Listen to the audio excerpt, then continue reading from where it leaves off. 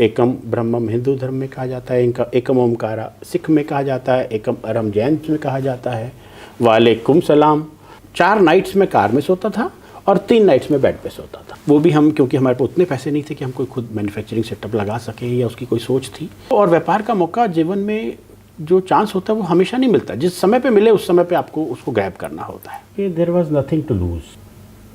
किसी ने जानबूझ के कहा कि मार्जिन ही कितना है, 2%, तो हमें उसको नॉलेज के तौर पर लिया कि 2% मार्जिन है, तो हमें लगा कि 100 रुपये की चीज़ को 102 में बेच देना चाहिए।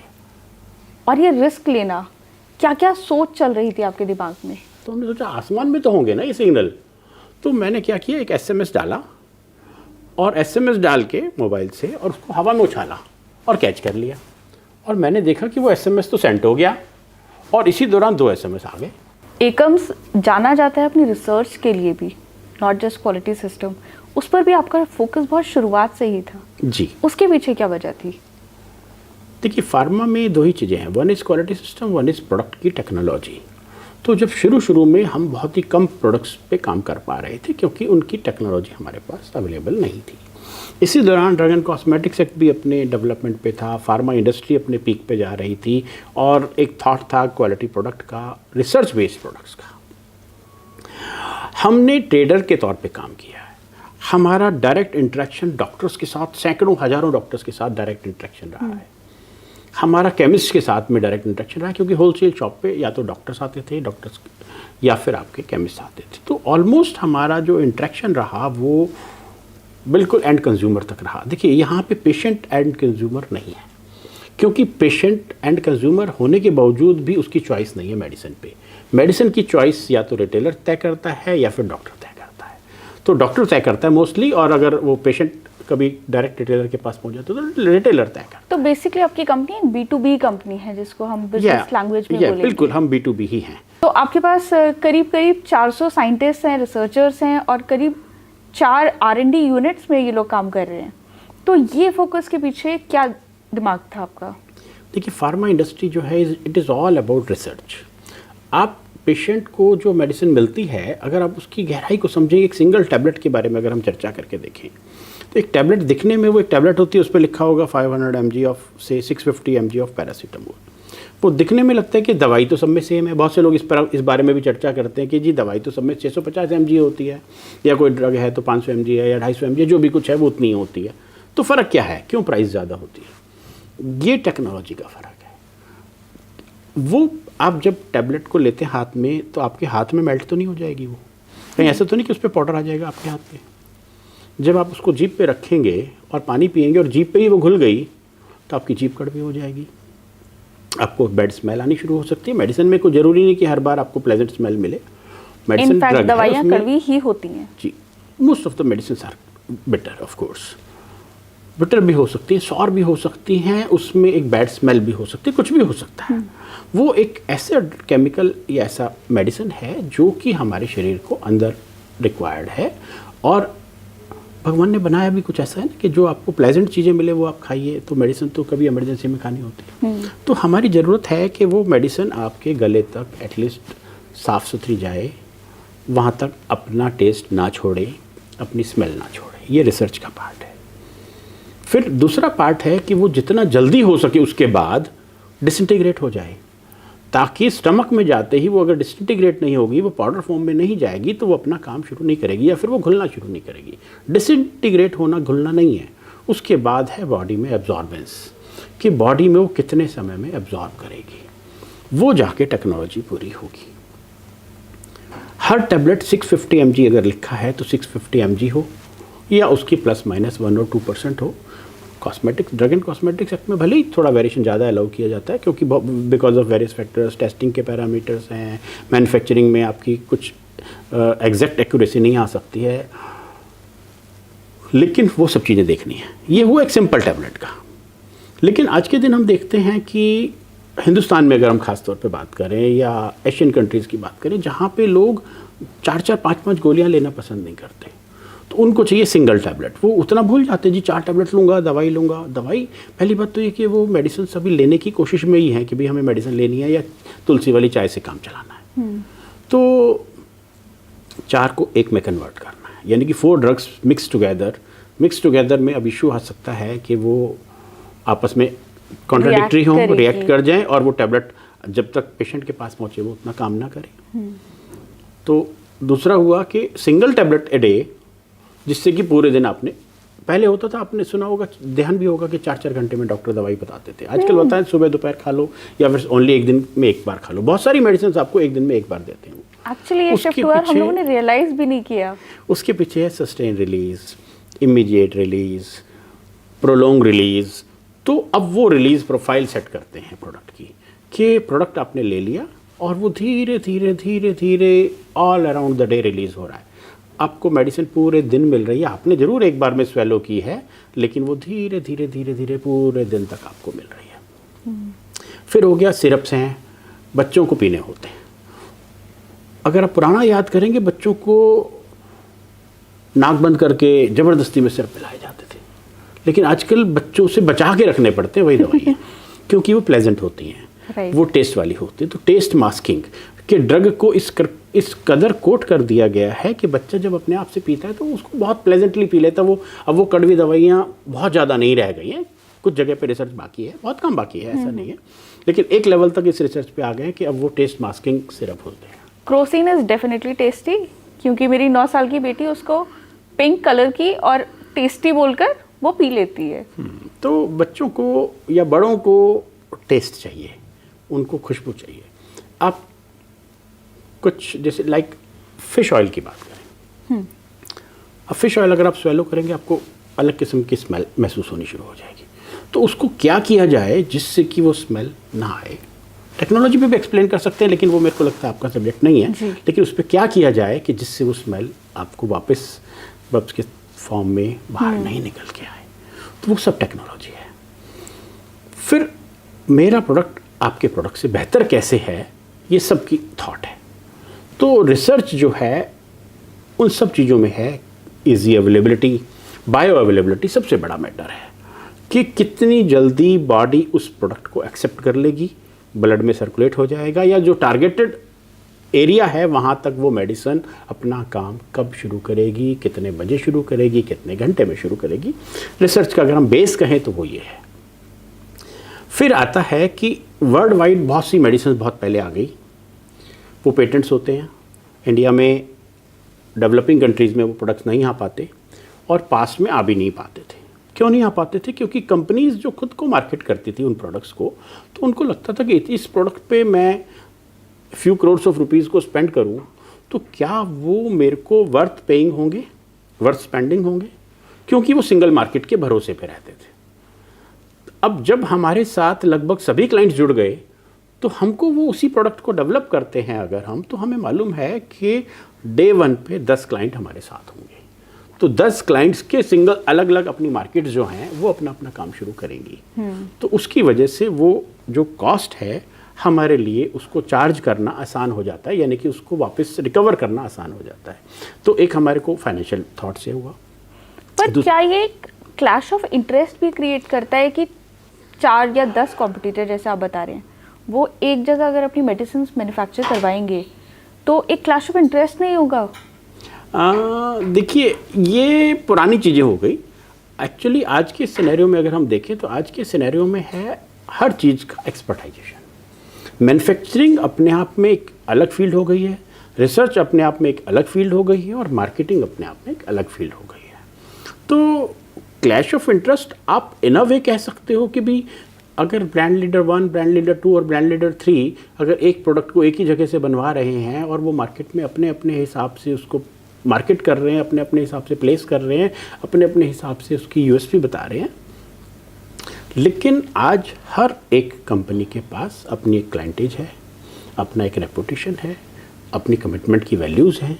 वो बातें सभी डॉक्टर्स, हॉस्पिटल, जहाँ जहाँ वो प्रोडक्ट जिस प्रकार से जाना है वो समझा जाता है। तो वो अपने अपने मार्केट प्लेस में अपना अपना काम करते हैं। और दूसरी बात, किसी भी एक सिंगल कंपनी के द्वारा पूरी कंट्री में of A population of 140 crore इतना आसान नहीं है। तो वो सब लोग जानते भी हैं इस बात को, तो वो क्लैश ऑफ इंटरेस्ट वाली बात नहीं आ पाती। तो आगे बढ़ते हुए 2004 से जो आपने एक शुरुआत की थी, एक कहते हैं ना माइलस्टोन या मील का पत्थर बोलते हैं कि हमने पहले 1000 करोड़ का बिजनेस किया, उस लैंडमार्क तक आते हुए आपको कितना वक्त लगा और क्या उस अचीवमेंट पर आपको कैसा महसूस हुआ? देखिए, जब हमने 100 करोड़ किया तो वही हमारे लिए एक बड़ा माइलस्टोन था, क्योंकि वो हमारा लाइफ टाइम गोल था।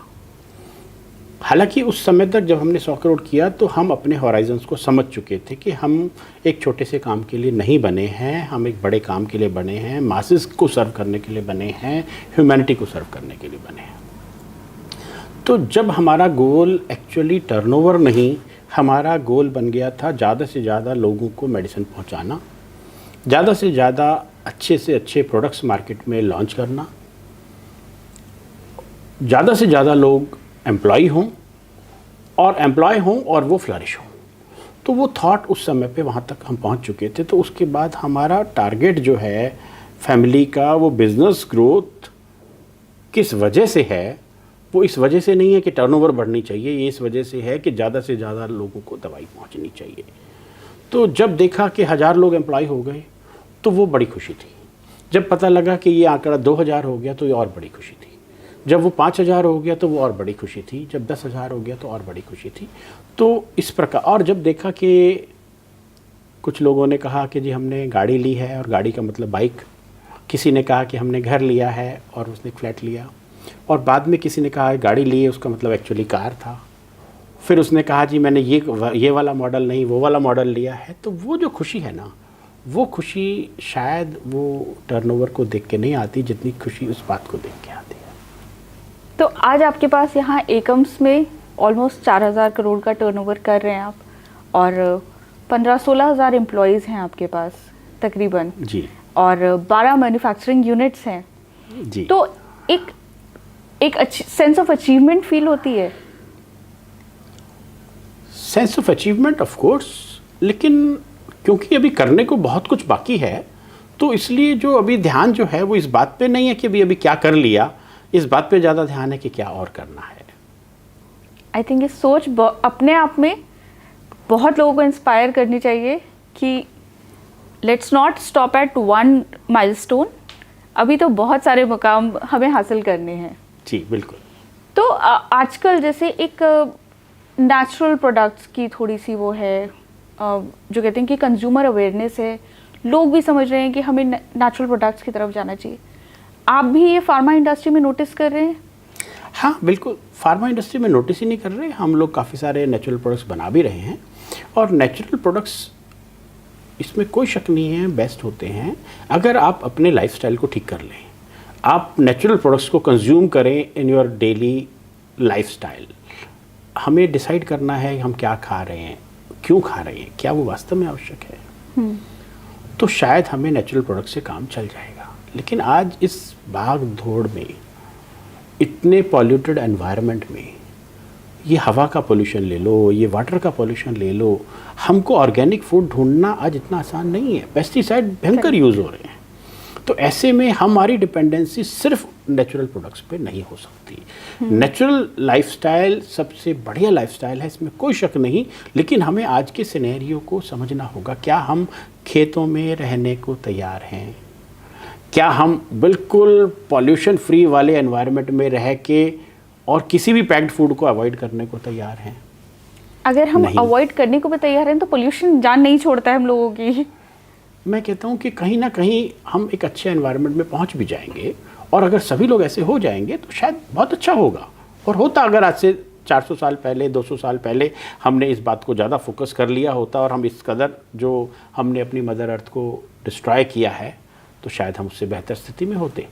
लेकिन आज हमको ये जानकारी है और हमें इस बात का एहसास है कि जो लाइफस्टाइल हमने अडॉप्ट किया है, भाग दौड़ वाला किया है, चारों तरफ साउंड वाला किया है, पॉल्यूटेड एनवायरनमेंट में रहना हमने चूज़ किया है।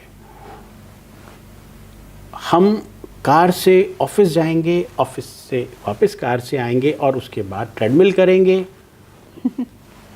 लेकिन मजबूरी है। बात यह है कि क्या हमारे पास वैसे गार्डन्स हैं? क्या उतने ज़्यादा वॉकवेज अवेलेबल हैं? नहीं अवेलेबल है। और अगर हम जा भी रहे हैं, दौड़ के भी जा रहे हैं अगर अपने ऑफिस, तो हम क्या उतने पॉल्यूशन को अफोर्ड कर पाएंगे? क्या हम उसी प्रकार के एनवायरनमेंट में रह पाएंगे? नहीं। तो ऐसी स्थिति को ध्यान में रखें तो आज के दिन का जो बेस्ट सॉल्यूशन है वो क्या है?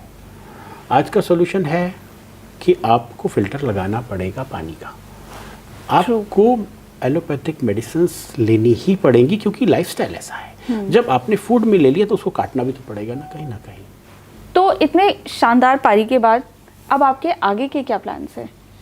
आगे के प्लान्स भी वही हैं कि हमें बिज़नेस को आगे ग्रो करते रहना है, और बिज़नेस को ग्रो करने का पर्पज़ अगेन वही है कि ज़्यादा से ज़्यादा लोगों को अच्छी से अच्छी मेडिसिन हम दुनिया के हर कोने पे पहुंचा सकें। आज हम को इस बात का बहुत ही सुखद एहसास है कि हम हिंदुस्तान के किसी भी शॉप पे चले जाएंगे, उनके शेल्फ में एकम्स के प्रोडक्ट्स ज़रूर मिलेंगे।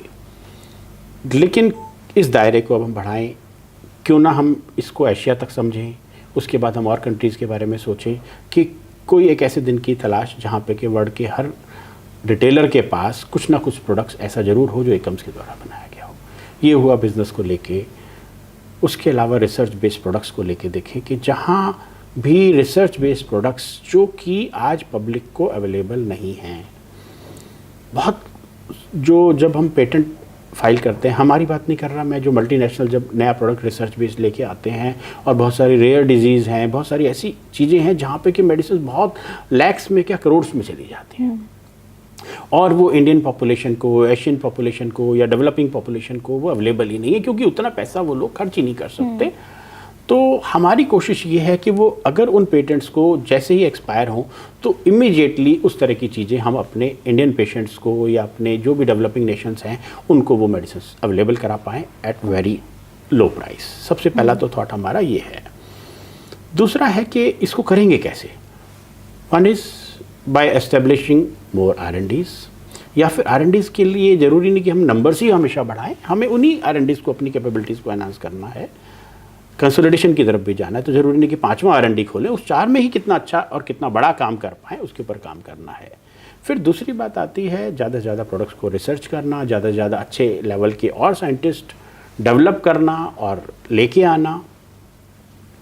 फिर हम कुछ अभी मैन्युफैक्चरिंग कैपेसिटीज़ को एनहांस करने में लगे हैं। अभी हमें दिखाई दे रहा है कि इंजेक्टेबल्स की शॉर्टेज बहुत ज़्यादा है मार्केट में, तो हम एक इंजेक्टेबल का प्लांट अभी बहुत जल्दी ही लेके आ रहे हैं जो कि अभी एस्टेब्लिशमेंट में है और बहुत जल्दी वो प्रोडक्शन में आ जाएगा।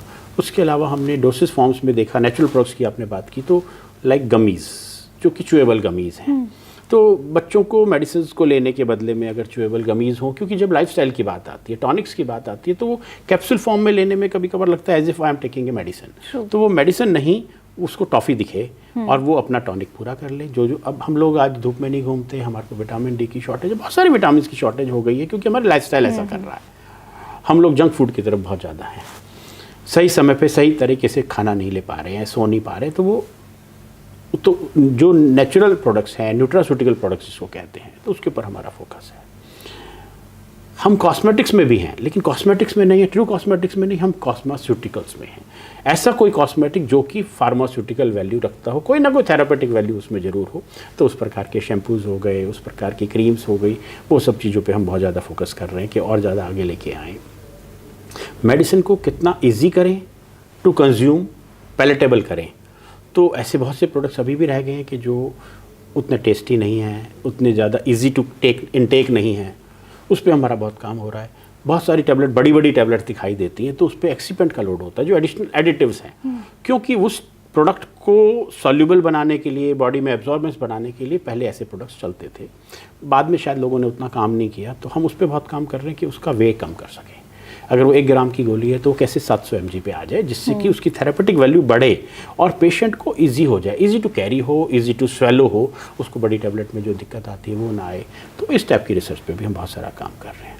तो आप 2 भाइयों ने ये बिज़नेस स्टार्ट किया था जी, और इसको एक मुकाम पर लेकर आए हैं, और ऐसा कहते हैं अक्सर कि एंटरप्रेन्योर के बच्चे एंटरप्रेन्योर ही बनते हैं। तो क्या अगली पीढ़ी में भी वही इंटरेस्ट है? इसमें अगर हम कहें कि इंटरेस्ट है, ऑफ कोर्स एंटरप्रेन्योर्स के बच्चे एंटरप्रेन्योर बने, ऐसा हम उनको मोटिवेट ज़रूर करते हैं लेकिन इन्फ्लुएंस नहीं करते हैं। हमारी फैमिली में हमने ये थॉट ही रखा कि बच्चों को ज़बरदस्ती किसी भी चीज़ पे लेके नहीं जाएंगे, उनको हम एडवाइस करते हैं, उनको हम समझाते हैं, या उनके सामने जो माहौल है उसको क्लियर करते हैं कि इस माहौल में हम कितने पैशन के साथ लगे हुए हैं। कितने लोगों को नौकरी का माध्यम बन पा रहे हैं हम, कितने लोगों को एक अच्छी दवाई पहुंचे उसका हम माध्यम बन पा रहे हैं, और हम इसको एज ए कस्टोडियन समझ के चलते हैं। फैमिली में एक कल्चर है कि as if we are the custodian of the business, we are not owner of the business. और फैमिली को भी, बच्चों को भी यही सोच के लाने की कोशिश में है कि अगर आपके मन में है कि जी हमारे फादर के पास इतना कुछ है और हम उसमें आ जाएं, तो बेटर है कि आप बाहर रहें। और अगर आपको लगता है कि you can also join us as a custodian of the business, जहाँ पे कि आपकी जिम्मेदारी है कि उस बिज़नेस को ग्रो करें, ज़्यादा से ज़्यादा लोगों को नौकरी दें, ज़्यादा से ज़्यादा लोगों को अच्छे प्रोडक्ट्स पहुँचाएं और उस बिज़नेस को आज से बेहतर करके उससे अगली जनरेशन पे लेके जाएं। तो हमारे बड़े भाई साहब की बेटी है आरुषि जैन, उसने ज्वाइन कर लिया है। शी इज़ CA, CS भी उनका ऑलमोस्ट कंप्लीट है, और वो बिज़नेस में लगभग पिछले 4 साल से हैं, बिज़नेस को ग्रो कर रही हैं। ग्रोथ के ऊपर फोकस है उनका, नई technology in terms of administrative technologies पे उनका फोकस है। कैसे हम कम मेहनत से या सॉफ्ट टूल्स का इस्तेमाल करके, क्योंकि आजकल के बच्चे इस सब चीज़ों में बहुत ज़्यादा पारंगत हैं, जानकार हैं, तो उस चीज़ों पे उनका फोकस है। कैसे ऑटोमेशन की तरफ हम बढ़े, उस तरह के। हमारे बेटे ने ज्वाइन किया है, जो कि मार्केटिंग बिज़नेस को देख रहा है, उसका नाम कनिष्क जैन है। वो बॉम्बे में बैठते हैं, बॉम्बे में हमारा मार्केटिंग बिज़नेस है, तो उनके ऊपर उसका फोकस है कि मार्केटिंग बिज़नेस को हम कैसे ग्रो करें। तो इस तरह के थॉट के साथ 2 बच्चे आ चुके हैं, बाकी बच्चे भी पढ़ रहे हैं, और मुझे पूरी उम्मीद है कि वो पढ़ने के बाद में इस बिज़नेस को ज्वाइन करना पसंद करेंगे। लेकिन कंपल्शन हम कभी नहीं डालेंगे। अभी तक ऐसा दिखाई देता है कि यस, सभी बच्चे इसी बिज़नेस में आना चाहेंगे और उसी थॉट के साथ आना चाहेंगे। सबसे इम्पॉर्टेंट है कि as if they are custodian of the business. तो इस जर्नी में अक्सर ऐसा होता है कि हम कुछ गलतियां भी करते हैं, हम कुछ सीखते भी हैं। कोई ऐसा मोमेंट आपको ध्यान है अपनी जर्नी में जहाँ पर अच्छा ये मिस्टेक हो गई, चलो इसको ठीक करते हैं? क्योंकि अक्सर इंसान गलतियों से सीखता है। तो कोई ऐसा किस्सा याद आ रहा है आपको? किस्से ऐसे बहुत सारे होंगे जहाँ पे हमने गलतियों से सीखा है, और या फिर हम कहें कि हम हर रोज़ गलतियाँ करते हैं और हर रोज़ ही सीखते हैं। इम्पॉर्टेंट है कि अगर हम गलतियों से सीखने को तैयार हैं तो हमारा आगे बढ़ना तय है, और अगर हम गलतियों को जिद के तौर पर ले लेंगे कि भाई नहीं हम ही ठीक हैं, तो वो नुकसान हो जाता है। हम अगर देखें कि हमने कहाँ गलतियाँ की, तो कभी हमने टाइम मैनेजमेंट में गलती की। अगर हमें जो काम 6 महीने में कंप्लीट करना था तो शायद 6.5 महीने लग गए, 7 महीने लग गए। शायद उस दौरान क्लाइंट हमारे साथ इतना इंतज़ार नहीं करना चाहता था, तो अगली बार का ध्यान में आया कि अपनी वैल्यू है, अपनी कमिटमेंट की वैल्यू है। अगर जो काम 6 महीने में होना है तो 6 महीने में होना है, और अगर नहीं होना है, 7 महीने में हो सकता है, तो क्लाइंट के पास वो इन्फॉर्मेशन 7 महीने की ही होनी चाहिए। अगर हम बात कर रहे हैं प्रोजेक्ट की, अगर प्रोडक्ट को बनाने में 45 दिन लगने हैं, तो सिर्फ ग्रैब करने के लिए आप उसको 40 दिन बोल दें, ऐसा नहीं करना है। आपको 45 के 50 बोल लें, ताकि वो 50 पे आपकी कमिटमेंट हमेशा फुलफिल होनी चाहिए। तो ये थॉट होता है। कभी प्रोडक्ट टेक्नोलॉजी डेवलप करते हैं तो उस समय पे लगता है कि ये बहुत अच्छी टेक्नोलॉजी डेवलप हुई और उसको हम लॉन्च करते हैं, लेकिन उसी दौरान लगता है कि इस प्रोडक्ट में और कुछ किया जा सकता है, तो वो और किया जाता है। इसको हम गलतियों के तौर पर ना लें, हम इसको लें स्कोप ऑफ इम्प्रूवमेंट के तौर पर। जो हम आज करते हैं उससे बेहतर करने का स्कोप हमेशा ही लाइफ टाइम हमारे साथ रहने वाला है, और वही आज तक होता है। सही मायने में तो बात ये है। और जो फ्यूचर एस्पायरिंग एंटरप्रेन्योर्स हैं, जो कोई अपनी कुछ एक स्टार्ट करना चाहते हैं, आजकल एक जज्बा भी बहुत है इंडिया में कि हम मेक इन इंडिया को प्रमोट करना चाहते हैं, तो उनके लिए आपका क्या मैसेज रहेगा? हमारे बहुत सारे, सबसे पहले मैं आपको किसी और दूसरी दिशा से शुरू करता हूँ।